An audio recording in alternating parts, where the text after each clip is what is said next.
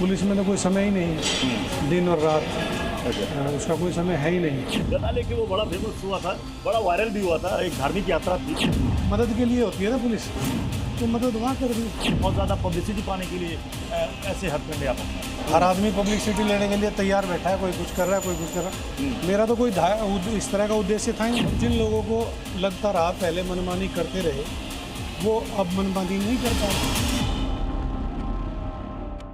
नमस्कार। UP police के एक अधिकारी इन दिनों काफ़ी चर्चा में है, और ये चर्चा है उनके काम की वजह से, चर्चा है उनको हालिया मिले प्रमोशन की वजह से। करीबी लोग इनको पहलवान जी कहते हैं और कई चाहने वाले इनको यूपी पुलिस का सिंघम भी कहते हैं।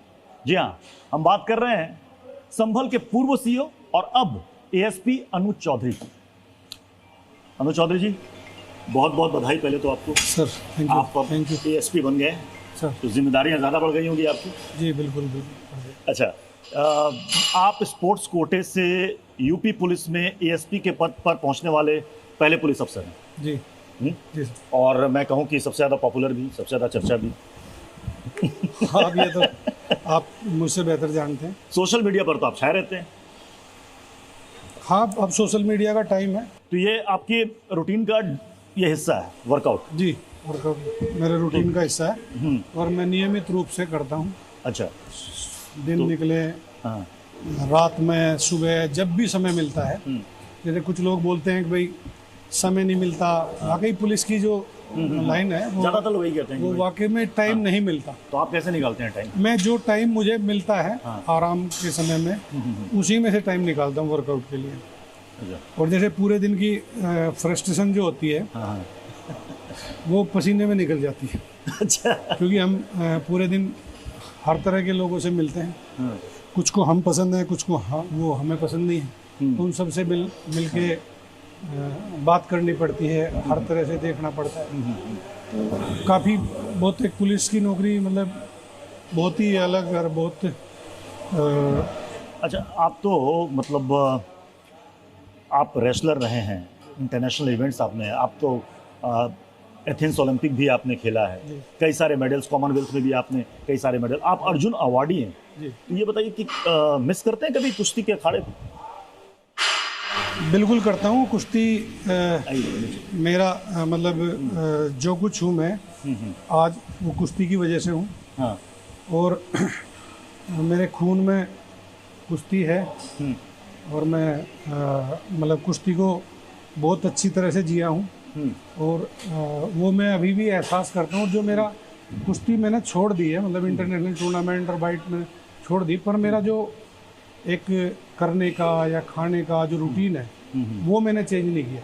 सोशल मीडिया में आपके कई सारे फॉलोअर्स, मतलब 754K फॉलोअर्स आपके हैं और आपके कई सारे वीडियोस मिलियंस में गए हैं। ये मैं देख रहा था, ये आप ही हैं। जी पहचान में नहीं आ रहे हैं? मतलब इतनी बॉडी सॉडी आप पहचान में आ रहा हैं? आ रहा ये क्योंकि अभी तक आपको लोगों ने मतलब वर्दी में ज़्यादातर आपको लोगों ने देखा है। जी। और सोशल मीडिया में लोग देखते हैं इस तरीके से। अच्छा, ये बताइए कि इतने सारे आपके फॉलोअर्स हैं, इतने मिलियंस में आपके व्यूज़ हैं, आपको लोग यूपी पुलिस का सिंघम कहते हैं, फिल्मों में से ऑफर भी आ गया होगा आपको, आता बताया कि नहीं है? अब ये सिंघम, OTT प्लेटफॉर्म सिंघम जो शब्द है ये तो मुझे लगा 1-2 फिल्में आई हैं उनसे शुरू हुआ है। अच्छा, बाकी पुलिस में जो भी काम करता है तो वो सभी सिंघम होते हैं, क्योंकि पुलिस की नौकरी जो है वो आम नौकरियों से बहुत अलग है। और बहुत कुछ पुलिस में जैसे ऐशो आराम की, बहुत लोगों की 8 घंटे की ड्यूटियाँ होती हैं ज़्यादातर नौकरियों में। पुलिस में तो कोई समय ही नहीं है, दिन और रात।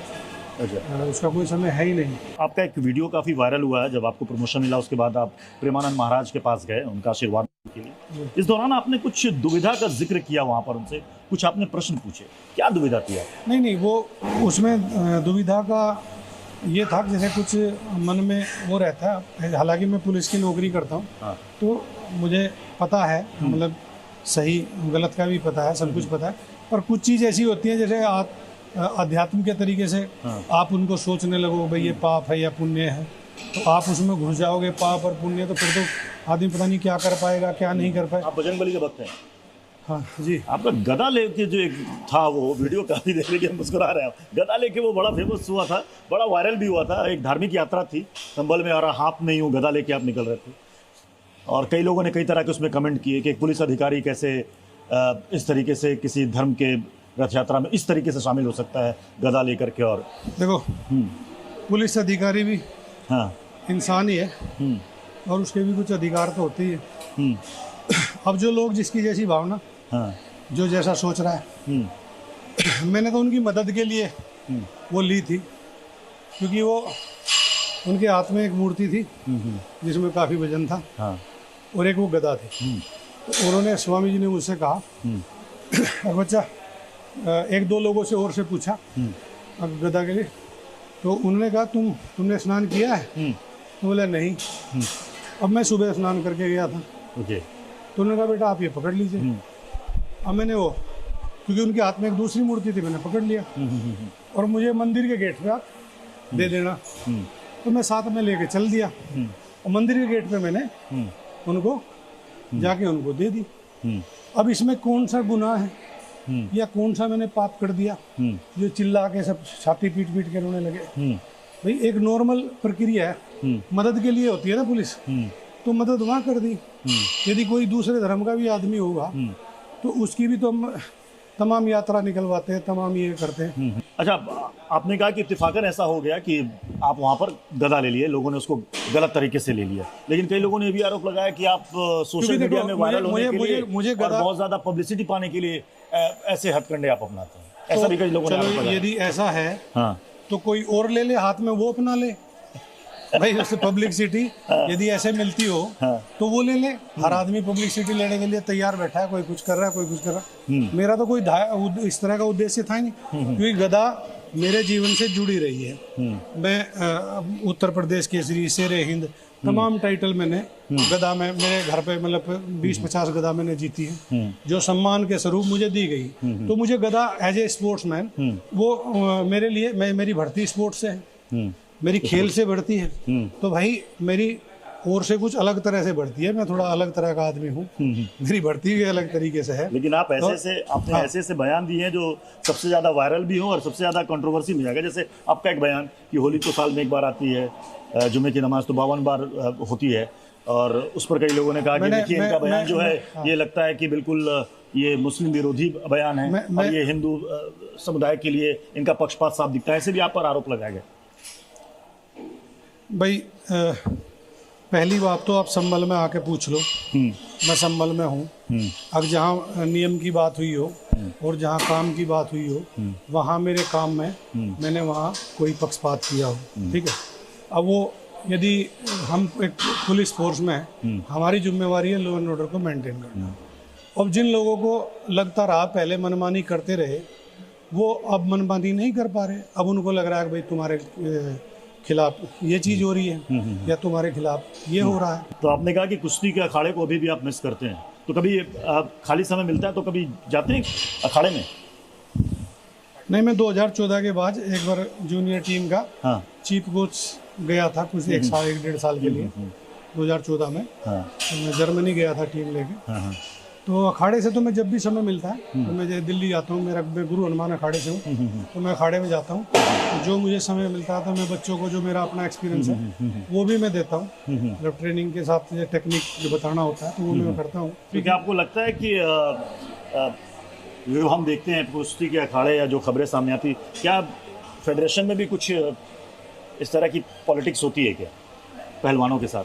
जब होती थी तब तो मेरे साथ तो मुझे तो लगता है होती है। आपके साथ पहले थी? हाँ, आपके साथ हुई है फेडरेशन? मेरे साथ मेरा पासपोर्ट चोरी हुआ, मेरा पासपोर्ट चोरी हो गया। पासपोर्ट चोरी हो गया था इवेंट से पहले, टीम जाने से पहले?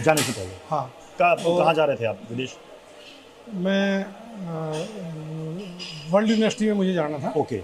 तो मेरा पासपोर्ट चोरी हो गया था। मेरा पहला एक बार मैं जूनियर में जा चुका था, अंडर 18 में, फिर दूसरा टूर था मेरा।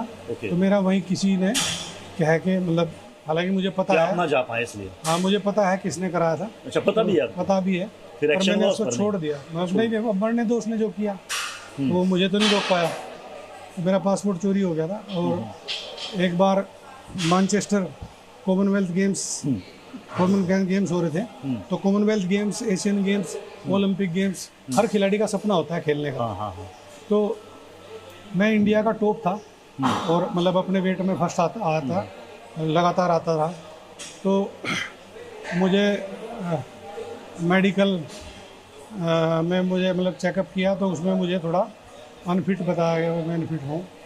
फिर मेरी जो एंट्री गई थी वहाँ जो उसमें एशिया चैम्पियनशिप में, सॉरी वो कॉमनवेल्थ गेम्स में मैनचेस्टर, तो उसमें फर्स्ट 2 में मेरा नाम नहीं था। ओके। एंट्री मेरा नाम से एंट्री नहीं भेजी गई। अच्छा। वहाँ किसी और 2 लोगों के नाम थे। तो वो मैंने फिर अपने आप फिर मैंने पता नहीं कैसे कैसे करके वो ट्रायल दी। ओके। दोबारा मतलब ट्रायल का मुझे फिर मैंने अपने आप को फिर ट्रायल में उन लोगों को हराया, तब मेरा नाम दोबारा गया, मैं फिर खेलने गया। बहुत चीज़ें थी, अभी यदि मैं बोलना चाहूँ तो वो मैं बोलना नहीं चाहता, क्योंकि क्यों, अब जिसने जो किया बढ़िया किया, जो हुआ। पर मुझे ये लगता है कि यदि हमने एक ढंग से और आप परमात्मा को मानते हो, रास्ता रखते हो, तो वो कहीं ना कहीं भगवान इसी जीवन में दे दे। अभी तक के करियर में आपके सामने ऐसा कोई केस आया क्या, कभी किसी केस को लेकर आपको रिग्रेट रहा हो कि अरे ये बेगुनाह था, निर्दोष था, बेकार इसको अरेस्ट कर लिया, या बेकार इस पर मुकदमा चल गया? नहीं, कोई केस ऐसा? एक अलीगढ़ में एक विकास खुजली नाम का एक अपराधी था। अच्छा, विकास खुजली। हाँ हाँ। वो उससे पुलिस मुठभेड़ हुई थी, उससे पुलिस ने वो पुलिस पे गोली चलाई उसमें, उसमें मेरे भी गोली लगी थी। हाँ। तो वो मतलब जवाबी कार्रवाई में वो मारा गया था। तो उसकी उम्र बहुत कम थी, जब वो देखा उसको नहीं दिखा। वो पहला वो था, तो उसने एक केस में लूट ली थी, एक बैंक को लूट किया था। जी जी। तो उसमें वहाँ एक गार्ड की हत्या भी कर दी थी। और तो उसको जैसे हम सर्च कर रहे थे, तो वो अपने फादर को भी अपनी माँ से बात कर रहा था, अपने फादर को गाली दे रहा था, इसको एक बार देखूंगा मैं आऊँगा, इसको भी मारूंगा, इस तरह की बाद में। तो फर्स्ट टाइम मेरा वो था, तो उस समय थोड़ा मैं विचलित हो गया था। तो पहला वो एनकाउंटर था, तो उसमें विचलित हो गया था बहुत ज़्यादा। भाई वो थोड़ी उम्र थी, 16-17 साल का हो गया था। पर भयंकर अपराधी था, एकदम देखती सीधी गोली चलाई उसने, पुलिस को लगा था। तो उसमें ऐसा लगा कि मतलब गोली चलाने से पहले आप सोच रहे थे, मन विचलित हो रहा था? नहीं, हम भी सोच रहे थे, और मतलब वो तो गई फर्स्ट टाइम हर चीज़ का। अच्छा, ये बताइए कि अब यूपी में पुलिस में इनकाउंटर्स काफ़ी हो रहे हैं, लगभग 15,000 इनकाउंटर्स 8 सालों में। इतने इनकाउंटर क्यों हो रहे हैं यूपी में अपराधियों? अपराधी हैं यहाँ, अपराधी हैं, अब तो ख़त्म हो गए। इनकाउंटर से आपको लग रहा है खौफ पैदा हो रहा है? नहीं, एनकाउंटर कोई शौक थोड़ा ही है पुलिस को करने का। कोई एनकाउंटर प्लान करके थोड़ा ही होते हैं, वो तो अटेंडम होते हैं। तो जब अब सबको पता है बदमाशों को पुलिस पकड़ेगी और कार्रवाई करेगी, सख्ताई से कार्रवाई करेगी, तो उन्हें बचाने के लिए पुलिस के प्राण से फायर करते हैं। इसके जवाबी कार्रवाई में वो थी, तो अब वो कम हो गए, पहले रेशो ज़्यादा थे, अब कार्रवाई ज़्यादा हो गई, ज़्यादा लोगों पे हो गई। और एक इतिहास उत्तर प्रदेश की तरफ, कोई भी बड़े से बड़ा बदमाश नहीं सोचता कि इधर पैर करके सोएगा। ये एक लॉ एंड ऑर्डर है सरकार का, पुलिस का। तो सभी पुलिसकर्मी जो है वो बिल्कुल पूर्ण रूप से सत्यनिष्ठा और अपनी हर चीज़ को ताकत लगा के, पुलिस तो और जिलों में भी है और प्रदेश में भी है। हाँ, सबसे बेहतर सीएम उत्तर प्रदेश के आप किसे मानते हैं? 4 ऑप्शंस आपके सामने हैं: मुलायम सिंह यादव, अखिलेश यादव, राजनाथ सिंह या योगी आदित्यनाथ। लगता है मुश्किल सवाल है आपके लिए। नहीं, मुश्किल सोच के जवाब दीजिए। हाँ, मुलायम सिंह यादव पहलवान थे, तो इस वजह से नहीं, पहलवान थे तो पहलवानी से जुड़े हुए थे, तो वो इसलिए वो थे। और सीएम साहब जो अब हैं, वो अपनी आक्रामकता और अपनी निश्चय दृढ़ता के लिए मुझे पसंद है। उनका जो कार्यशैली है वो उस तरह की है भाई, बिल्कुल वो मुझे लगता कहीं भेदभाव दर्शाती हो किसी तो तरीके। इन चारों में से किसी एक को मैं कहूँ तो सबसे ज़्यादा आपके लिए कौन है बेहतर सीएम इन 4 में से? क्योंकि मैंने उनके समय में तो काम किया नहीं, पहले मुलायम सिंह जी के समय में, तो मैंने सीएम साहब के समय में काम किया है ज़्यादा, जो अभी वर्तमान में है। हाँ। तो ये है, या मुलायम सिंह जी पहलवान होके मुख्यमंत्री बने और उन्होंने खिलाड़ियों के लिए काफ़ी काम किया, वो भी अच्छे हैं। और योगी आदित्यनाथ जी, इनका तो आप देख ही रहे, इनका कोई जवाब ही नहीं है। संभल जैसी सच्चाई को छुपाने की कुत्सित चेष्टा करने वालों के उन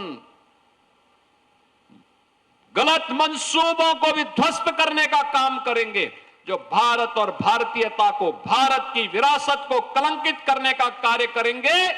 उन्हें वह सबक सिखाएंगे, उनकी आने वाली कई पीढ़ियां याद करेंगी कि वह भी किन लोगों से टकराए थे। नए पद के साथ साथ कहते हैं ना कि नई जिम्मेदारी भी आती है, अब तो कंधे पर अशोक स्तंभ भी लग गया है, तो आपकी जिम्मेदारियां और चुनौतियां भी कई सारी बढ़ गई होंगी। हमारी तरफ से आपको बहुत बहुत शुभकामनाएं। Thank you. कि आप जैसे अभी तक काम करते रहें, आगे भी इसी तरीके से काम करते रहें। बहुत बहुत शुक्रिया। जी न्यूज़।